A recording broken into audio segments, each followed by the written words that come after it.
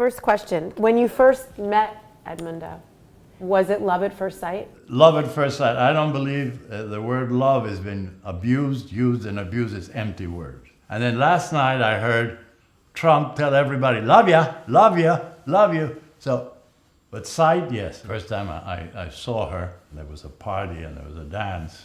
And first time we danced, I had an erection. So I felt, this is the person. How old were you? Well, I must have been 15 or 16. I was 16 when I met Edmundo. I don't know. No, I don't think it was love at first sight. It's after we started talking. He was a really good-looking guy, and he was tall, a little bit awkward. He wasn't like one of the smooth guys. He wasn't a super ladies' man the way he became later. But I've lived through 3 very different cultures, in Germany and in Belgium. Why did you leave? Well, we left because the Germans had invaded Belgium. You know, they did things slowly. They got you to register, then they called you up, and eventually they shipped you off to a concentration camp. And we were able to flee under great danger. But anyway, we were able to get to Spain, and then any country that would have us. And Cuba would have us. We were very lucky. I lived in Cuba in a revolution. I participated in a revolution where I risked my life. I was in an airfield that was about to be bombed by the United States, and I was there. We packed up to come to New York. And he said, don't go, stay behind. And I said, well, what do you mean, don't go? We're 16, what are we gonna do? But how was it for you when she left? You're distressed, if you feel the world is end, you miss something. It's a rupture. It's heartbreaking. I went to my mother and I got into bed and started moaning and groaning. For how long were you No, sad? that doesn't last long. When you're young, you had a period in between where you had to make yourself. And that is a period we missed, and I think we were lucky. Because that's a period where there's conflict with the children, your profession. I mean, I went into writing, she went into family. We had 3 children, I had 3 books. I was established, I wasn't insecure. That made it possible for the 3rd stage. She found out that I was here, and we got together. But we're not married. I think marriage is the end of love. He came and visited me, and we spent every day together. We didn't have any money, but we went to the Museum of Modern Art, which was free in those days, and we sat in Central Park and even rented a hotel room once. He left after a month. He had to go back home, and we corresponded, and I couldn't wait for his letters, and then they became less frequent, and mine became less frequent, and I got a new boyfriend, and he got a new girlfriend. I didn't see him for 35 years. He's been married 3 times. You were married how many times? Once. Over the years, over these 3 other marriages, did you think about Felicia often, or No, did you forget about her? No, I forgot about it. You totally forgot? Not, you don't totally forget, but you don't yearn for it. You don't feel that I was a missing. Although I used her in the film.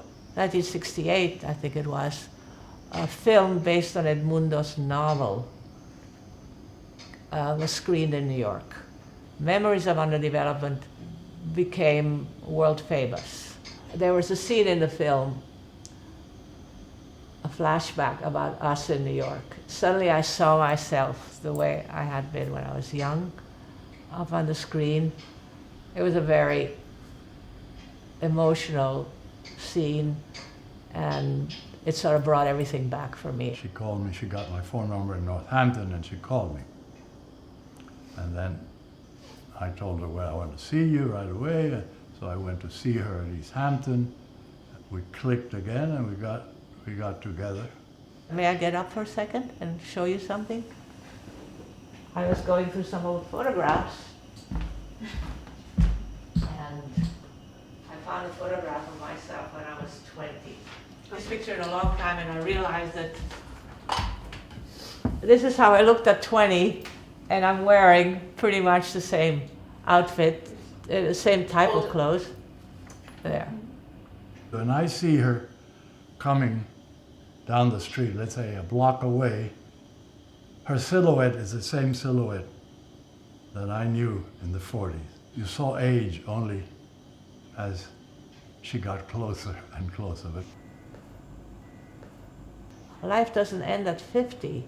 It's the time when your children are, somewhat self-sufficient, and you still have a lot of life ahead of you. I published my book at 50, I got divorced at 50, I met Edmundo at 50. I mean, not all at the same time, but around that time. He moved to California. I mean, it didn't happen overnight. I eventually divorced, but he was far away and he was married, so I just felt that I had to be on my own, and I lived on my own for close to 10 years, but we were in touch. Was it platonic? No. Eventually, Edmundo came back, he divorced, and we started living together. That's still the center of my life, is the relationship. As before, my first marriage and my children were also the center of my life. Sometimes I think it shouldn't be that way. I could get more done. What's been the biggest struggle or insecurity for you within your relationship? What we struggle with now is just growing old. I mean, we're 85 years old. we accommodated well. And she in her world, when she reads, I read. We share our values, our books, television programs, and Netflix. It's more a period of reassessment, understanding age. Like you want to understand youth. When you're old, you shouldn't want to recover youth. You should try to understand the pitfalls and the problems with age. As they say, old age is not for sissies. You get creaky and you have aches and pains and you don't want so many things. You're not as restless. You're not as dissatisfied as you might be when you're younger. And there's a certain pleasure in routine. Edmundo always jokes about how he looks forward to breakfast every day. I haven't gotten that far, but... I always think that since I am a few months older and I'm a man, I'm going to die first. I don't worry about the separation because I think she has to worry more because I think I'm going to kick the bucket long before she does. I see widows all over, married widows. One downstairs, the Shapiras, her husband died and she's bloomed. She goes everywhere. Her husband used to keep her down and she goes to the theater, the movie, she has no money. We eat a late lunch every day. We don't eat dinner. And we meet around 2 o'clock or so. And we consume wine, a dinner, we call it, lunch dinner. It's like a date, really. Every day? Yeah. I used to, in fact, dress up for our lunches, but I don't do that anymore. I'm too tired or too old. But I remember I used to put on earrings and a special dress. This gold dollar Edmundo gave me when I was 16, belonged to his mother. And I kept it all those years. It's gorgeous. And I still have it. Shirt or pants? Huh? Whatever. Shirt, can you take your shirt or your pants? I'll take off my shirt. Okay, here is what I call the sculpting and the painting of time. You see, as also I love this hammock I have here. I enjoy it. I can't touch a young body, but this is really extraordinary to have this or to pull your flag. I have to find the beauty in the present. Most people want to live their youth that is gone. I think that it's important to appreciate age. Appreciate my body. Look at all these wonderful spots I have here. When do you think you are the most beautiful to him? I don't know. I can't answer that. You have to ask him. I don't know. When is he the most beautiful to you? He's always beautiful to me. Already I've talked about her character, her personality, her experience. She has done with age the most that I think any human being can do. I appreciate that. Okay, you know, this is the first time I've done this in public like this, and I think at my age to do something for the first time is quite extraordinary. There aren't that many things that you do. There you go. like that. Do you believe in fate?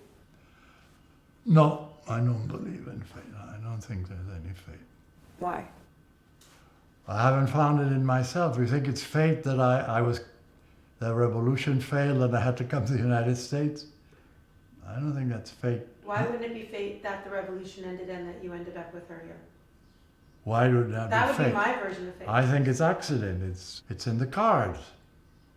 Isn't that fate? If it's Well, you can call it fate. I call it accident. Do I believe that you don't have as much control over your life as you think you do? I do believe in that. I wonder, you know, if I lived my life over again, if I were the same person, I don't think I would live it all that differently. I've learned a few things, but I'm not even sure I would apply what I've learned. I think we'll make the same mistakes all over again. In a way, I feel as the whole world is inside of me by now. Why is your life with Edmundo the only place to be? Like, why for you? Because we're twins. You see, we're the same age. We're born in 1930, both of us. And then we found ourselves back together. There's something symmetrically beautiful about it. We click together. We say something, and the other person can complete it, can know what you're talking about. That's very difficult. A lot of people talk and nobody understands them. Not even the partner. The man says, yes, oh yes, you're right. But no, it doesn't go beyond that.